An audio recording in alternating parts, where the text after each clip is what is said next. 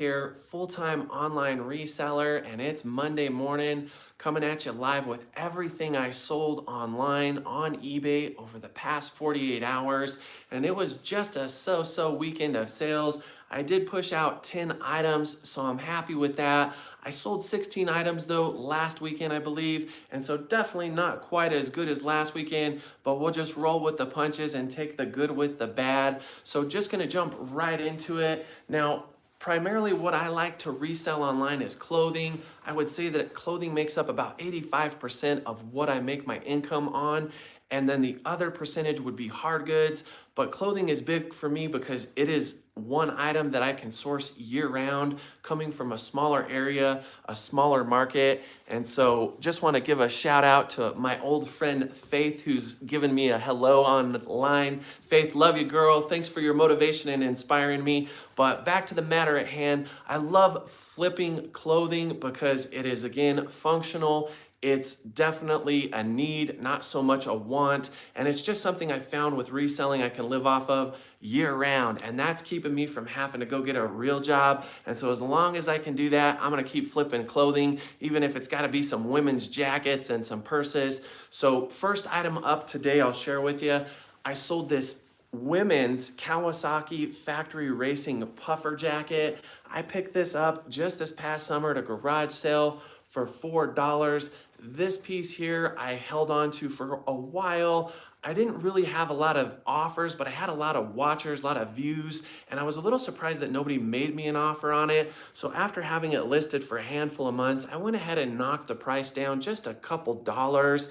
And finally, I had somebody reach out and offered me a few bucks less than that, which I was good with. And this here jacket sold for $30.60. I did charge $9.95 shipping on it. And so with this jacket, I made sure in the title to put that it was quilted, that it was a puffer style jacket. Obviously, I'm gonna put the women's size, I'm gonna put that it's black, and then when I get into the description box, there's a host of different keywords that you could put for this jacket. Now, Kawasaki's really known for dirt bikes, but they also make side-by-sides, UTVs, they make snow machines, and so you could use any of those vehicles to put in your description box to give this item more attention. I personally like to really go after the motorcycle words, motocross, I'll put trail riding, I'll put jump, dirt bike. You could put names of different dirt bike jump tricks. You could go that far if you wanted. Just don't go too far away from the intended audience. And I'm happy to see this jacket move. Puffer style jackets are still really popular. I was unable to source as many puffer style jackets this past summer, and that was a little bit of a shame because I do really good on them, but that's probably because they're popular. There are people out there looking for them because they're lightweight, they're packable, and most of them are pretty warm. So just look for the ones that have goose down. This here jacket did not have that. It was all synthetic materials, but that's not a big deal. Somebody out there who has a Kawasaki machine wants this jacket, and so I'm glad to see it go. Happy to make some profit off of that item. Now, the next item will be the only item I won't unwrap from this poly mailer. I have several items that I did unwrap to share with you today, but I'm gonna go ahead and keep this one in the poly mailer for one simple reason, and I'm gonna go back to my live stream last week that I wanna encourage you to think about pre-processing your items after you list them and put them either in a clear inventory storage bag or just put them in a poly mailer and then put an inventory label. I've been doing that lately. It saves a lot of space. And the other reason is if you're hanging your clothing on hangers, it can be hard on the clothing item itself. It can leave dimpling in the shoulders if those items are hanging for a prolonged period of time. And clothing racks take up a lot of room in my opinion. And so personally, you can compress items like this and one person could literally have a very small area of space committed to the reselling business, and they could compress 200 different clothing items, stuff them in totes, and stack them in the corner. And right there, you've got a small inventory started for your reselling business. So the item inside of this is simply a redhead camo sweater. It was white and gray, and redhead is like a low-end hunting brand. I think it's Bass Pro Shop or Cabela's or both. And I don't really source a lot of Redhead. I've sold some of their boots before, and there's some items from Redhead that are worthy, I'm sure, but it's not a brand that I really like to go after because it, in my opinion, is mid to low tier. But this was an item that was given to me by a close friend. So shout out to one of my oldest friends in the book, Tyson. Thanks, brother. I appreciate you. He moved back into town recently and he dumped off a lot of clothing. Dude's gotten in really great shape. He's lost some weight. And so he just threw a bunch of hunting clothing and a bunch of work utility clothing my way. I've been able to list and sell a lot of it. And this is actually one of the last items. And so with this item, because it's white and gray camo, I'm gonna make sure and put that in the title, but I'm also gonna try to target those hunters that are out hunting in the snow. And so that would be the duck hunters, the goose hunters, the guys who like to coyote hunt. And so I'll put a lot of that in my description box, and you can still put deer hunting, elk hunting, big game hunting. Target that intended audience. There's those country boys out there, and I'm one of them, that love to hunt. And so this was an item that I priced very competitively. It was a big size, but it had a little bit of light wear to it. And again, it wasn't a great brand. And there's a lot of hoodies out there with a lot of different brands because they're popular to wear. So I just priced this ultra competitively just to move it because I didn't want to store it for too long because it takes up a little bit more space than some of the smaller, more lightweight garments. And so this piece here sold for $13 on an offer. I gave $2 off on it, and I did get $8.95 shipping, and it cost me nothing. So I'll go back to it. If you're thinking about getting into reselling, go through your own closet. You've probably got a lot of clothing that you're not really wearing. Maybe it's clothing that doesn't fit you, or reach out to family and friends and just see if there's anything they would like to donate to your cause. You'd be really surprised what people would like to part ways with, and maybe encourage them a few times. People won't always do it right away, but if it's somebody close to you, I can almost guarantee they got something that they could help you with, especially if they care about you. And all the people that have donated to my cause are those people. And so I just like to hook them up and tell them that I appreciate them.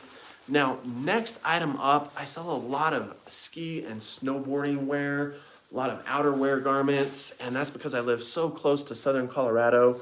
These are Mammut Romanian ski pants, and these were a little bit different in the sense that they had the zip-off suspenders. A lot of these, when I looked up this item, did not have the zip-off suspenders, and so I was able to angle a little bit more of a price out of these because of that. I think I got $7 or $8 more for them because of it. And I'm glad that I didn't drop my price on these. I did source these a little bit later in the winter, but that's okay. I just priced them competitively, and I was actually able to get the top end of what these are selling for with the suspenders. Mammut's not a brand that I come across a lot, but it is popular, especially with skiers. I don't think that there's as big of a vibe with the snowboarders, but I want to definitely put in the description box that it's a winter sport garment that you could snowshoe, you could snowboard, you could do cross-country skiing in these. And so just think about all those cold weather sports. You could put toboggan, snow sledding, you name it, outside, outdoors, cold weather. And with items like this, sometimes they'll have a gram rating. Make sure and put that in the title if you can. Put your colorway and just put any type of flaws. A lot of ski and snowboarding pants can be really beat up. They can be scuffed on the bottom back pant legs, and also in the seat of the pants from just falling on your butt when you're out there having fun. That's not uncommon to see those kind of blemishes on those type of garments, but people will still pay a premium because they don't want to pay $180 or $250 for a new pair of ski pants when they can pay $70 to $90 or $50 to $60 for a used pair that are scuffed up and are just going to get beat up anyway. So with these here, I did pay up on these, $11.99 at a thrift store. I have had them for a couple months, and they did sell for $62 plus $9.95 shipping. They were a little bit lighter weight, and that's why I didn't go a little bit more on my shipping costs. A lot of times with snowboarding pants, I might go upwards of $12 because they're heavy, and also with snowboarding jackets. But glad to see those move, even if I did have to pay up for them. Now, next item up is one of the items that I love to resell, and that's because my grandfather wore old Wrangler pearl snap shirts. Typically, he just wore the light blue chambray ones, but he had a closet full of the same colored shirt, Wrangler, and every day of the week he wore that same shirt with a pair of dark wash Wrangler or Levi's jeans. He was very rockabilly for his time, and I appreciated that style about him. And so it hits close to home when I can find a nice Wrangler shirt. When I first started reselling clothing, I sourced and had a lot of Wrangler in my inventory. I've gotten away from a lot of the modern shirts just because there's a lot of them out there. The sell-through rate on a lot of them can be kind of not good, and they can be slow to sell. But I love sourcing the vintage brush poppers, and I love sourcing them, especially when they have the pearl snaps. I find that the Wrangler shirts with pearl snaps tend to do a little bit better than the button-ups, but there's still some great button-up Wrangler shirts that you can resell. This bad boy here has a beautiful Aztec design. It is a vintage Wrangler shirt, I think from the 80s, 90s era, and so I put vintage in the title. It's a great size. Now, a couple of the things that this shirt doesn't have going for it is it doesn't have the extra long tail, and what that is the back cape is just cut a little bit longer, and that is very sought after by the collectors. I think it has something to do with keeping your shirt tucked in better when you're riding a horse or out riding in the range doing those things that the cowboys do. But regardless of that, the other issue that this shirt had was it was a very clean shirt, but it was cheaper, lighter weight material. Had it been the heavier twill or more canvas-like material, it would have went for probably a lot better money. Initially, I had this shirt listed for $38. Didn't have a whole lot of traction. I didn't have any offers made for it. Did have some watchers and a lot of views because these are popular, but because it didn't have the extra long tails and because it wasn't the heavier material or the upgraded material, I think that made it not as desirable. And so I just was good about pricing it down by a few dollars a month ago. And then I finally had somebody reach out this weekend. They offered me $34 for it. I was good with that. Glad to see it move because I know that these can take a while to sell. I got $7.85 shipping for it, and I only paid $6.99 at a local thrift store. So glad to see it go, but be on the lookout for the ones that have extra long tails and any of the Wrangler pearl snap shirts that have big blocky stripes, big block stripes, I should say, in different color ways can be worth some money, but make sure that the material is heavy. Sometimes the Wrangler pearl snaps that are black can garnish more money. They're a little bit more rare.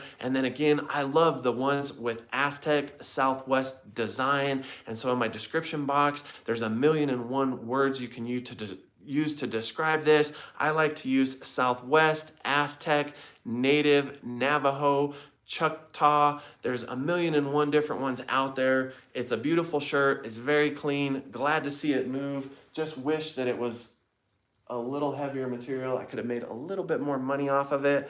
Now, next item up is an item that I've really been a little bit more picky in the last couple years about sourcing.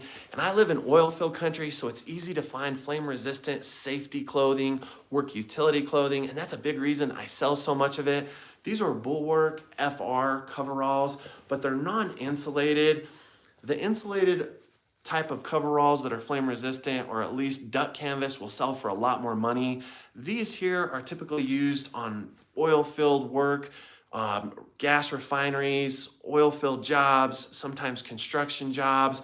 And these guys here often are very beat up. These, however, were very clean. But my issue with them, I found, is that they take a lot of time to stage out. They're big, they're heavy, and they just don't sell for a whole lot of money. So I've really pulled back on sourcing these type of coveralls that are non-insulated, but I did pick these up because I was able to buy a lot of flame resistant clothing that included one jacket, several pairs of Ariat jeans, and then some shirts, and I've sold all of that. This is the last item to go, and I kind of figured it would be, but this item here I sourced as part of buying that lot, and it brought the price down to $3.60 because I bought a number of items. So if you're out yard selling, always try to use a bundle deal or try to buy things in a lot, and then you can drive the price down, and that'll bring your average price per item down, and that'll help you. And people at garage sales and yard sales often will go for it as long as your offer is reasonable, and you can always counter if they say no. So with this item, again, I'm going to use all those work utility descriptions, put electrician, gas plant, you could put plumber, you could put pipeline, heavy equipment operator, blue collar industrial jobs. Those are the people that like to wear these items. Sold for $24. Got $10.95 shipping for it. Glad to see it move out of my inventory because even folded up as tightly as I could get it still kind of takes up a lot of room. So had a few denim sales over the weekend, women's jeans. These are Silver Elise jeans. I only gave $4 for these at a thrift store a couple months back. I really don't like to pay more than about $5 for silver jeans, and I haven't been finding them a whole lot lately. And so when I do, a lot of times it's at thrift stores and they got them priced to the moon. And to me, they don't sell as fast as they did a couple years ago, but at least with the silver jeans, they're still fairly popular on the resale market. I just think they don't sell as quick, and I think the price is kind of sloughed off on them. But just go ahead and point out all those designer jeans characteristics.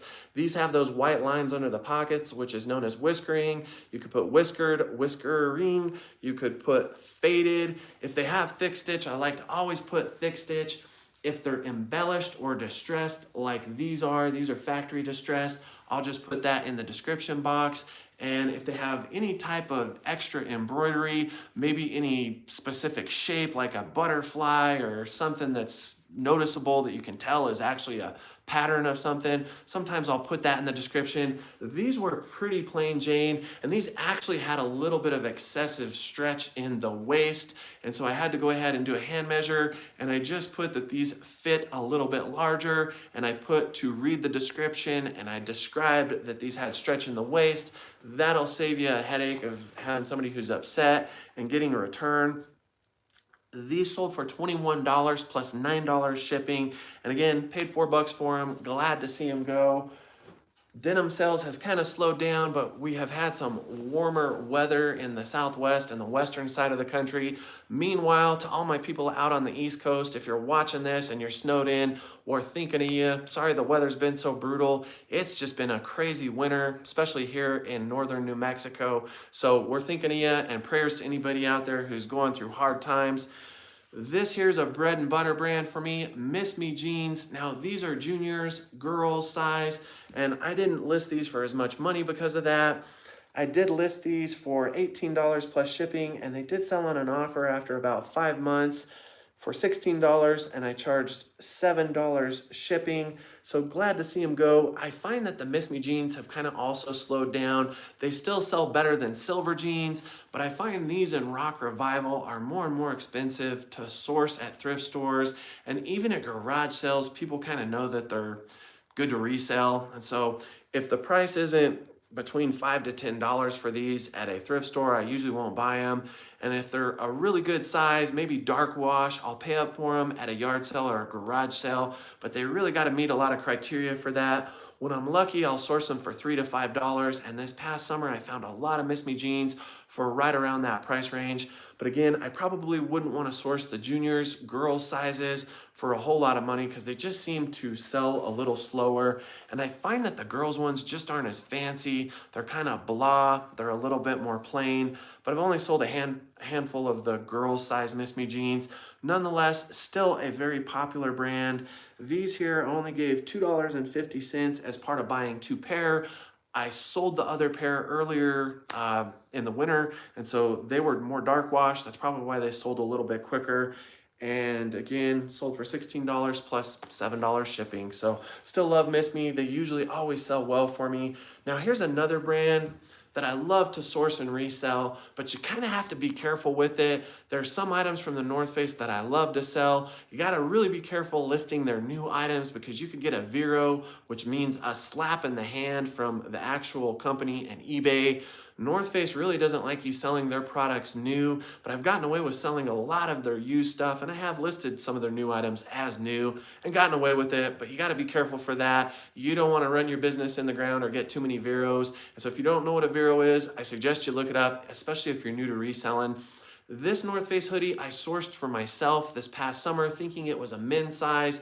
I came across a garage sale with a lot of rock climbing equipment, a bunch of North Face items, and I kept some of it and I sold some of it. And this item, I was under the impression was a men's hoodie. I kept it in my closet, and when I finally tried it on, I realized that my arms were hanging way out from the sleeves and that this was a women's large, not a men's large.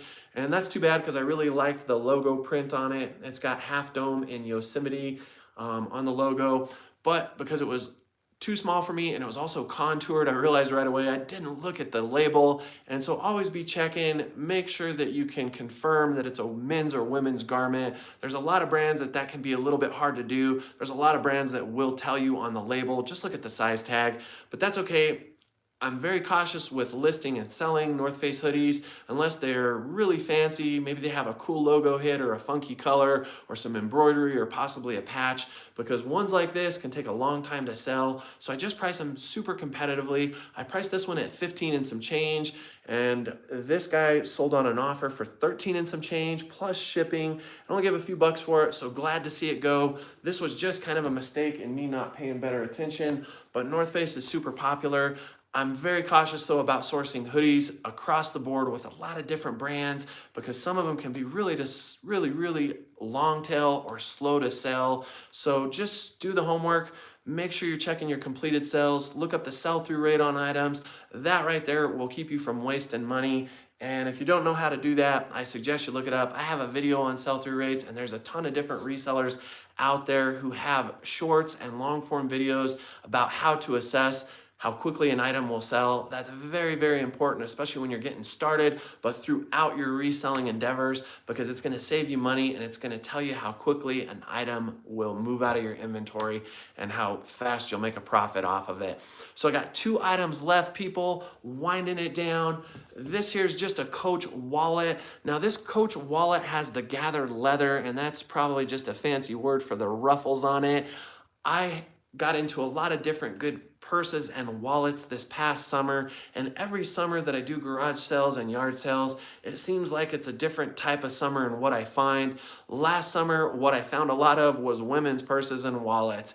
And one thing I found though is I like to sell the wallets, the wristlets, the clutches a little bit more. I don't make as much money off of them, but they seem to sell faster than purses, and I think that there's just more desire for them, but I try to stay away from lower end brands. The only mid to lower tier brands that I usually will source might be like Fossil. Fossil wallets sell really well, but they gotta be leather. I try to make sure that's the case.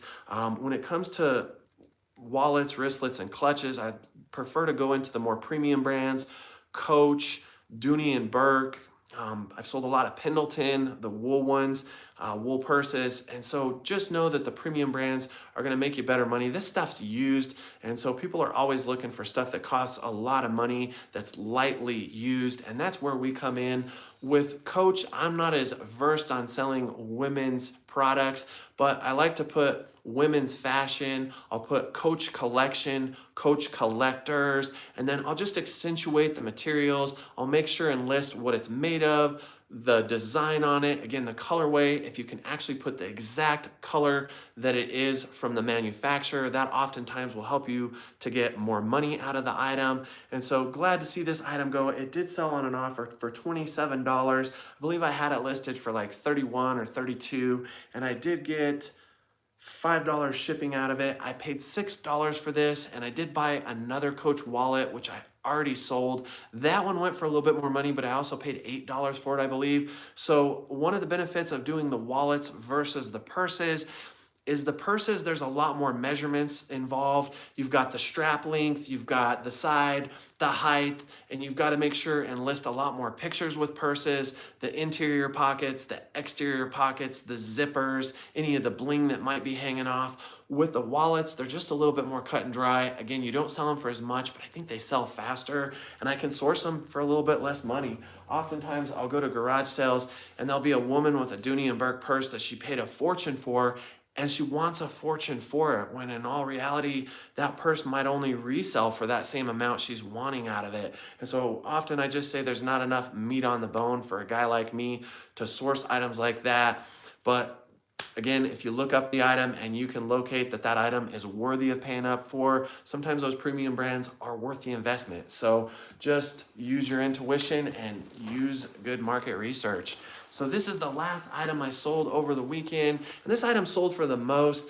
I made a great deal to a collector on this item. It was a gentleman from Puerto Rico, and I was glad to make him a deal because I could tell he had a lot of interest in this jacket. This was a really tough jacket to price because it's a trucker style jacket, but it has a beautiful embroidery patch that I think is leather. It's a Spider-Man Marvel jacket. It's Y2K. Initially, I priced this in the mid 80s because there was only one other one listed and they had it priced to the moon. It had been listed a long time, and I felt like because of how long the other one that was listed had been on the market for, that it probably was priced way too high. And so I just decided to undercut the only one on the market considerably. And when a gentleman reached out to me and made an offer on it, he offered me only half what I had originally listed. I told him that the lowest I could do would be mid 70s, and he just left me alone. A few days went by and he came back with a counter offer that I felt like was good enough for me to take. Now, I'd probably let this go for maybe $10, $20, maybe even $30 less than I probably could have got for it. But because the market really had no real value on it, I got to make the price, and I could have sat on it for a lot longer. Trucker jackets do sell pretty good in the springtime and through summer because they are lighter weight, but they really sell great year round. For me, somebody who stores items in my home out of a couple closets and a couple spare rooms, I have to move items quickly. And because I knew that this gentleman probably didn't have a ton of money and was a collector, he even sent me a few pictures of some Spider-Man stuff that he had. I just felt like in my heart it was worthy of letting it go. Now, I did pay up $10 for this, and I just sourced this last week at my favorite thrift store that's right down the road from my house, which is Yesterday and Today's Thrift. Shout out to those guys down there. They were gonna let me take this for $5, but I knew that I probably could sell it for 80 to 100 bucks. So I went ahead and paid up a little bit more, knowing that that good karma would come back around, and it kind of did. And despite selling it for a little bit less, I'm good with making room in my closet and moving it out. And somebody who probably doesn't have a ton of money, just got the jacket of a lifetime. He was really enthused about a lot of the measurements, and I had to even give him a couple extra measurements, but it feels good to make somebody happy. With a jacket like this, I just put Spider-Man collection. I put a few of the Spider-Man movie names in the description box. I put Peter Parker, and then obviously I put denim trucker, that it was medium wash, and I was very detailed about a lot of the different measurements on the item, and I got a quick sell on it, even if I did give a good deal on it. Sometimes it's just good to be a good person, I guess. So that's all I got for you. After sharing all those items with you, I forgot to total up what they all sold for, but just know all 10 of those items cost me less than $50 to source. And again, I source most of my items at garage sales, yard sales, estate sales, and yes, thrift stores. Thrift stores tend to be the most expensive for me, but I try to limit how much I buy, and this time of year is just that season. But we're moving towards more of our spring garage sales in the area in which I live, so I'm stoked for that, because that means my cost of goods will go down, and that means my profit margins go up. So if you like this video, please reach out there, hit that like button for me. I'm grateful for all those people who engage with me, people who make comments, and for the people that have been following me for the longest time. I'm grateful. I appreciate you, and I'm humbled by the opportunity to share what I know. So that's all I got for you. Y'all have a great Monday and a great rest of the week. I'm out.